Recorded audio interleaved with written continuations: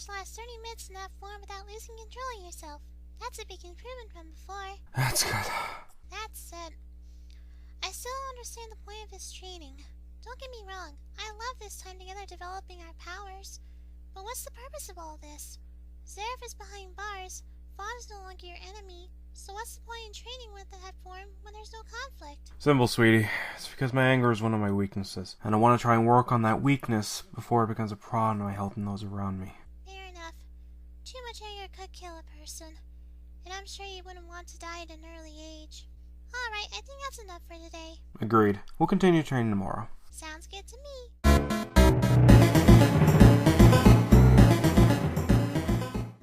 Took me a while to get to this one, but here we are. RWBY Volume 4, released in fall 2016, is the 4th season of the RWBY series originally created by Mounty. But I bet most of you watching this video already knew about that, so let's not waste any more time and get straight in. Oh right, forgot about that. Look, I'll make this quick. RWBY Chibi is a comedic spin-off of RWBY that was meant to hold people over until Volume 4 came out. That's about it. The comedy is decent, same with the animation, but I didn't really care much about it. I knew it existed, but I just wasn't entertained that much by it. If you liked it, good for you, and I hope you enjoyed the second season that just came out a few days ago, but I didn't really care for it. Now on to Volume 4. So, after the finale of Volume 3, Volume 4's story takes place sometime after that event, with RWBY and the remnants of Team Juniper heading off to Haven Academy. But while that's going on, Salem's group is plotting to get the other maidens, and it is at this point we get introduced to the rest of her group. We of course have Cinder, who somehow survived the Silver Eyes attack, but at the cost of losing her eye and having her vocal cords damaged for some reason. Tyrion, the Scorpion Faunus, who doesn't know what personal space means. Watts, who has a lot of sass, but little action in the volume. And Hazel, who has a lot of strength, but also barely does anything in this volume. But that's not all the story has to offer. We also get to see what the other members of Team RWBY have been up to since the end of Volume 3, as well as what happened to Ozpin. And to be honest, I like the story this time around. Not only because it answers some of the questions Volume 3's finale brought up, such as why did Blake leave her group behind and how did John cope with losing Pyrrha, but also because it does a decent job setting up future events later down the line. And while I could bitch about how it leaves more questions than answers, that's kind of the point of these long series that are still running. If they gave us all the answers right away, there'd be no suspense or excitement for what's next. So they leave in more questions than answers so that the audience can get excited for the next one, hoping those questions are answered, and then the cycle repeats. That said, if none of those major questions are answered by the end of the series, then I will complain about that, because there's no excuse by that point. You're at the end, try wrap everything up, but I digress.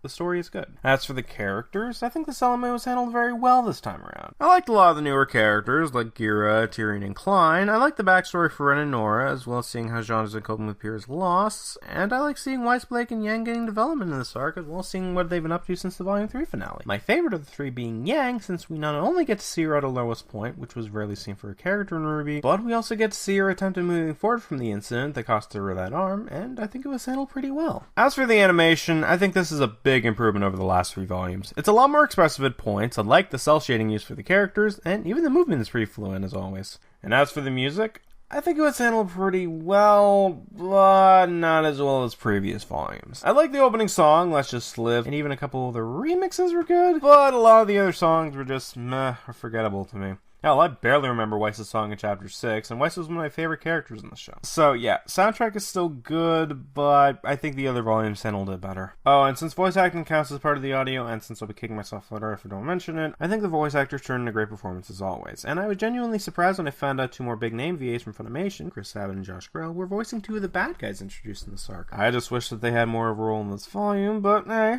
maybe Volume 5 might give them more of a role. But now I think it's time to wrap things up. Overall, Volume 4 of RWBY is really good. It manages to do a good job answering some of the questions presented in the Volume 3 finale, while also improving the animation and character elements of the series, and I'm very much excited to see what Rooster Teeth brings to the table later this year when Volume 5 comes out. But until then, I'm the Mounty, and have a good one.